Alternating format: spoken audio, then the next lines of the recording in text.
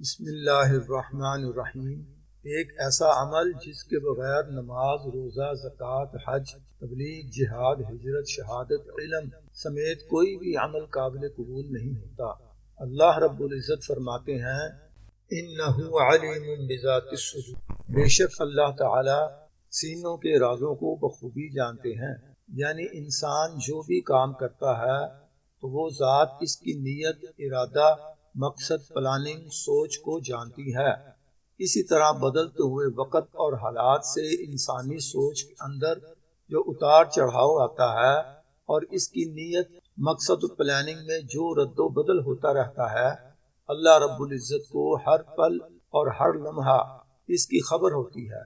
بلکہ اس مالک و مختار ذات کو تو بہت پہلے سے علم ہوتا ہے کہ وہ کیا سوچے گا اور کیا کرے گا، لیکن وہ ملک القدوس یہ چاہتا ہے کہ انسان جو بھی اچھا کام کرے اس میں نیت خالصتاً اس کی رضا حاصل کرنے کی ہو، اس رحمان و رحیم کی چاہت اور خوشنودی مقصود و مطلوب ہو، اس عزیز و کریم کی منشا کو پہچانے، اس کی محبت ہی اس کی سوچ کا مرکز و محور ہو، اور اس کی ناراضگی سے بچنا ہی اس کا نصب العین ہو۔ ہر چیز سے بڑھ کر وہ ذات محبوب ہو، اس کی رضا کے مقابلہ میں ایک ذرہ برابر بھی کوئی دوسرا مقصد نہ ہو، تب ہی انسان کا عمل اعمال صالح بنے گا۔ نیت کے خلوص کے بغیر کوئی بھی عمل صالح ہو ہی نہیں سکتا۔ قیامت والے دن اللہ رب العزت فرمائیں گے کہ جس نے دنیا میں جو کام جس کے لیے کیا تھا اسی سے جا کر اس کا بدلہ لے لو۔ خلوص کا نہ ہونا بھی تو شرک ہے۔ اسی لیے حضور اقدس صلی اللہ علیہ وسلم کا ارشاد گرامی ہے کہ جس نے ریاکاری سے نماز پڑھی اس نے شرک کیا، جس نے ریاکاری سے روزہ رکھا اس نے شرک کیا، جس نے ریاکاری سے صدقہ کیا اس نے شرک کیا۔ مسند احمد۔ آپ صلی اللہ علیہ وسلم سے کسی نے پوچھا کہ ایمان کیا ہے؟ آپ صلی اللہ علیہ وسلم نے فرمایا اخلاص۔ کلمہ توحید کو کلمہ اخلاص بھی کہتے ہیں۔ میرے بھائیوں، اعمال کے اندر اخلاص کا ہونا اتنا ہی ضروری اور ناگزیر ہے جتنا کہ جسم کے اندر روح کا ہونا۔ اگر جسم میں روح نہیں تو وہ مردہ اور بیکار ہو جاتا ہے۔ اسی طرح جو عمل بھی خالصتاً اللہ رب العزت کی رضا کی خاطر نہ ہو وہ عمل بھی مردہ اور بیکار ہو جاتا ہے، جس کا کوئی صلہ نہیں ملتا۔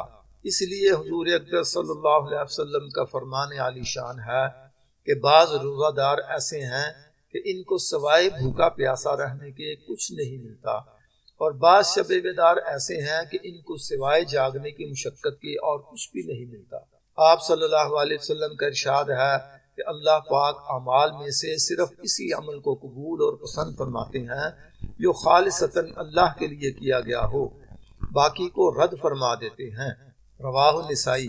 میرے بھائیوں، اخلاص ایک اتنی بڑی طاقت اور قوت ہے کہ جس کے مقابلے میں تمام دجالی قوتیں، تمام طاغوتی ہتھ کنڈے، تمام شیطانی چالیں اور مکر و فریب، تمام منفی سوچیں، تمام ابلیسی جال اور سازشیں، تمام کفار اور مشرکین کی پلاننگ اور پالیسیاں، تمام باطل اتحاد اور گٹھ جوڑ، تمام شیطانی چیلوں کا آپس میں مدد و تعاون، تمام دجالی فتنے، تمام دشمنان اسلام کا اہل ایمان اور ان کی راہ میں رکاوٹیں، پریشانیاں، پابندیاں اور مصیبتیں کھڑی کرنا، یہ سب ریت کی دیوار ثابت ہوتا ہے۔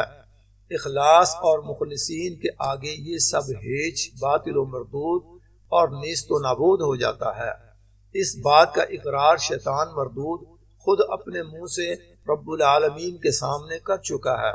چنانچہ سورہ ہجر آیت نمبر 40 میں ہے اِلَّا عِبَادَكَ مِنْهُمُ الْمُخْلَصِينَ۔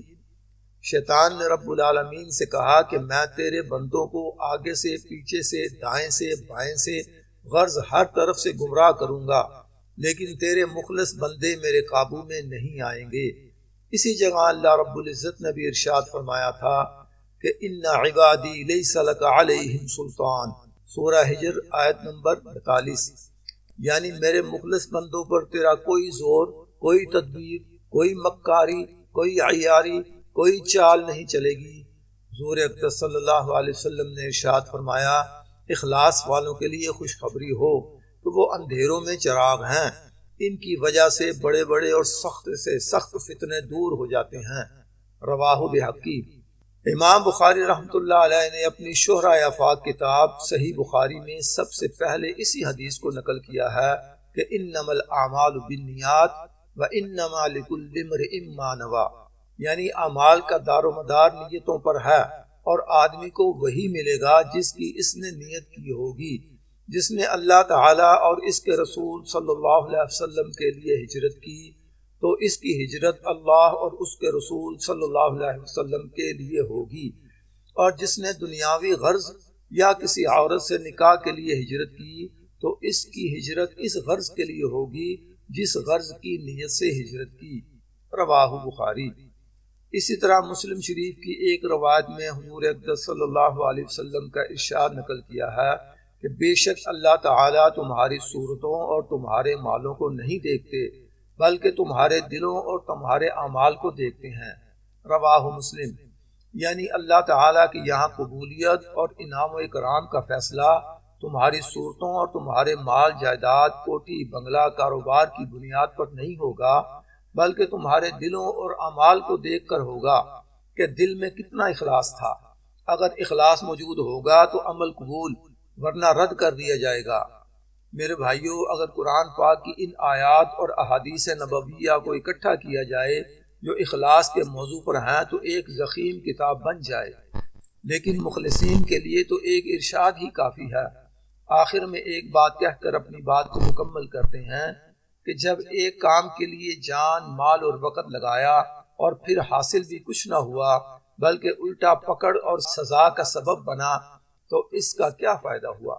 یہ دنیا عارضی ہے، اس کی تکالیف اور منافع بھی عارضی ہیں، اس لیے ان عارضی منافع کی نیت نہیں کرنی چاہیے بلکہ اللہ رب العزت کی رضا اور خوشنودی کی نیت سے ہر کام کرنا چاہیے۔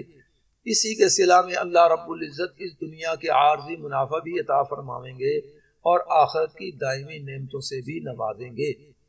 السلام علیکم ورحمۃ اللہ وبرکاتہ۔ اگر ویڈیو اچھی لگی تو سبسکرائب، لائک اور شیئر کریں اور اپنا خیال رکھیں۔ اللہ حافظ۔